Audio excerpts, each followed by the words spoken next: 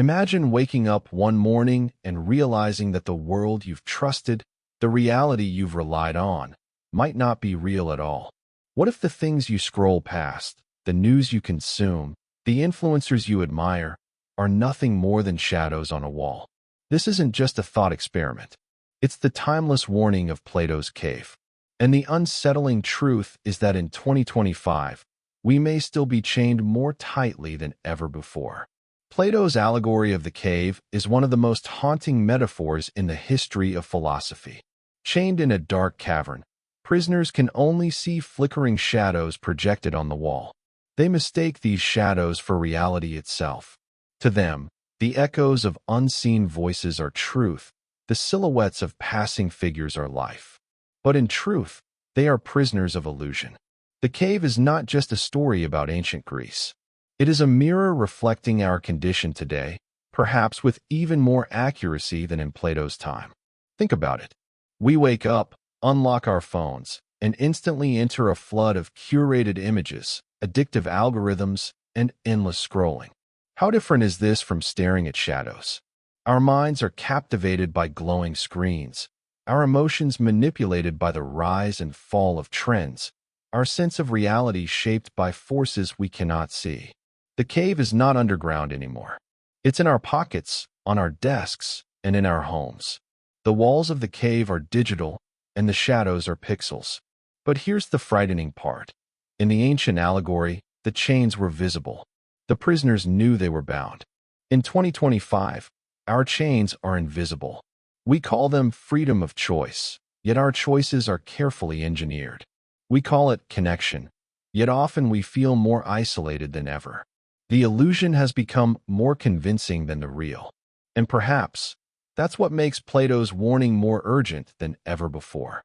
Consider how many hours you spend scrolling through images that are carefully edited, filtered, and staged. Consider how much your mood shifts when a post gains likes or falls flat. These are the shadows we now mistake for meaning. Just like the prisoners in the cave, we confuse reflections for truth. But unlike them, we have no flickering fire behind us. We have corporations, algorithms, and global industries projecting the shadows we consume. The fire has become far more sophisticated, and so have the chains. Yet Plato does not leave us in despair. The allegory describes one prisoner who dares to break free. At first, he resists. The light hurts his eyes. He doesn't want to believe that everything he once trusted was false. But gradually, his vision adjusts. He sees the fire, the puppeteers, and eventually the sun itself. He encounters reality in its raw form, dazzling and painful, yet liberating. This is the invitation of philosophy, to walk out of the cave, to face the discomfort of truth, and to live in the light. But let's pause and ask, in 2025, what does it mean to break free? What would it mean to turn away from the shadows we've grown addicted to? For many, it might mean questioning the constant barrage of information, refusing to take every headline or viral post as truth. It might mean unplugging, sitting in silence, listening to your own thoughts instead of drowning them in noise. It might mean daring to seek wisdom in books, ideas, and conversations that aren't trending. To escape the cave is not to reject technology entirely. It is to reclaim the power to see beyond it. Still, the journey is not without resistance. Plato reminds us that when the freed prisoner returns to the cave to liberate the others, they laugh at him. They think he's insane. They ridicule the idea that their shadows are not reality. And if he insists too strongly, they might even kill him. This part of the allegory stings because it shows us that liberation is not just about personal awakening. It is about the courage to confront a society that prefers illusion to truth. In our world, speaking against the shadows can bring ridicule, cancellation, or rejection. The question is, are we willing to risk it? In 2025, the cave is not only digital. It is cultural, political, and even spiritual. We are told what to believe, how to feel, and who to fear. We are bombarded with narratives designed to keep us chained. And the more convincing the shadows, the less we question them. But isn't this exactly what Plato warned us against?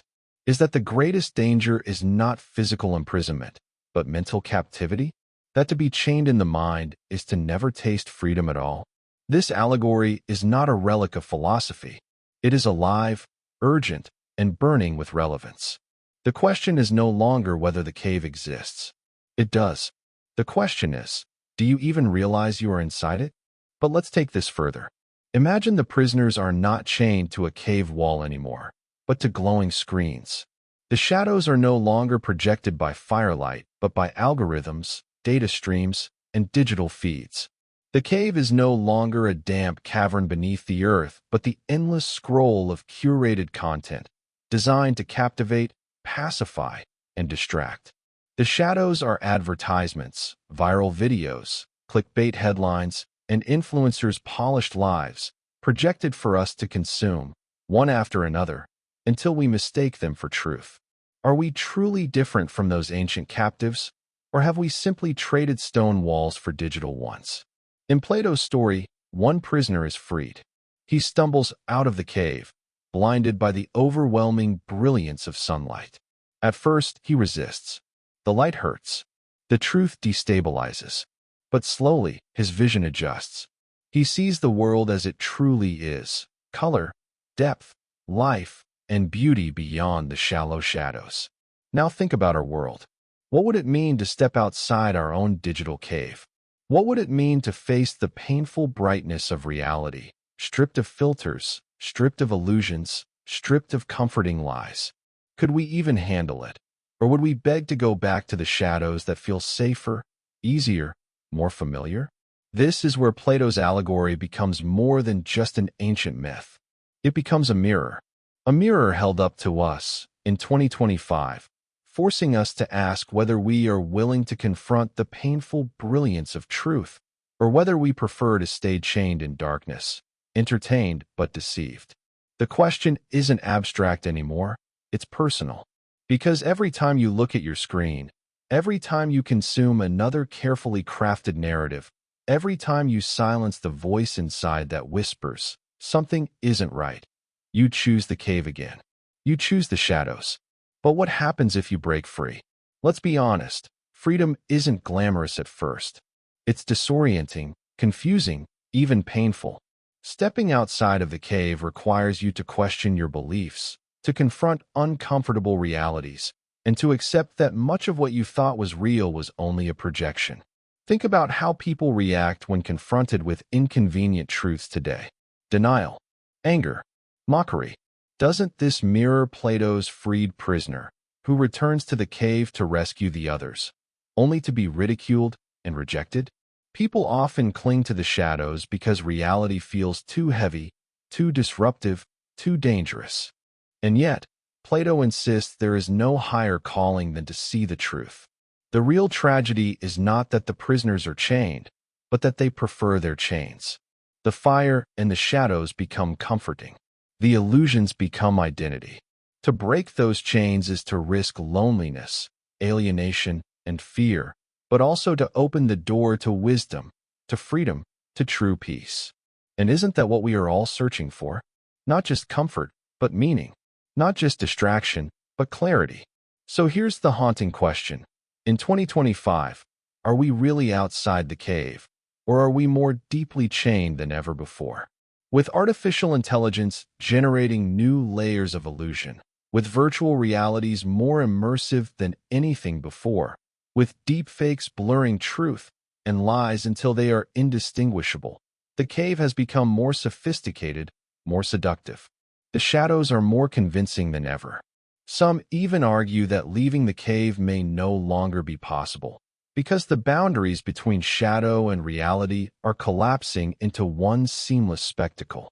But even if the illusions grow stronger, does that not make the search for truth even more urgent? What would it mean to rebel against the cave today? Perhaps it would mean pausing before you consume, questioning instead of accepting, observing instead of reacting.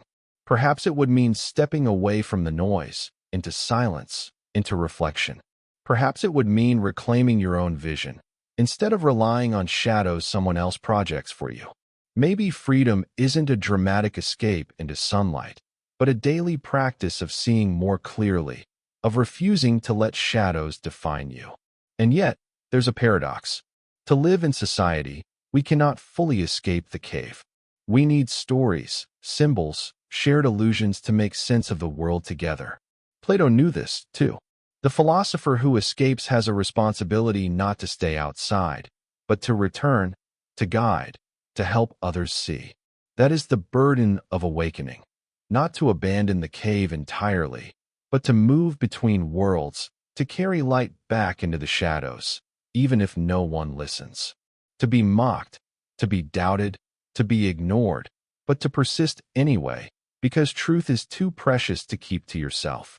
So maybe the real question isn't whether we are still chained, but whether we are willing to notice the chains at all.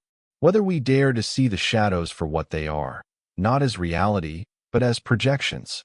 Whether we choose to take the difficult step into the blinding light, knowing it will change us forever. Whether we can return to the cave, not as prisoners, but as guides. And here is where the allegory becomes deeply personal. Ask yourself, what chains still bind me? What shadows am I mistaking for truth? What fears keep me clinging to the cave when freedom waits outside? The answers may not be comfortable, but they may be the only path to true awakening. So are we still chained? Perhaps more than ever. But chains are not destiny. They are only as strong as our willingness to accept them. Plato's cave is not just a story about ancient prisoners. It's about us, here, now. And maybe, just maybe, the moment you dare to question the shadows, the first link of the chain begins to break. What do you think? Are we more enslaved by illusions today than the prisoners in Plato's cave? Or are we on the verge of liberation? Share your thoughts below. And if this video gave you something to reflect on, don't forget to like it and subscribe for more explorations into philosophy, psychology, and the timeless truths that still shape our lives.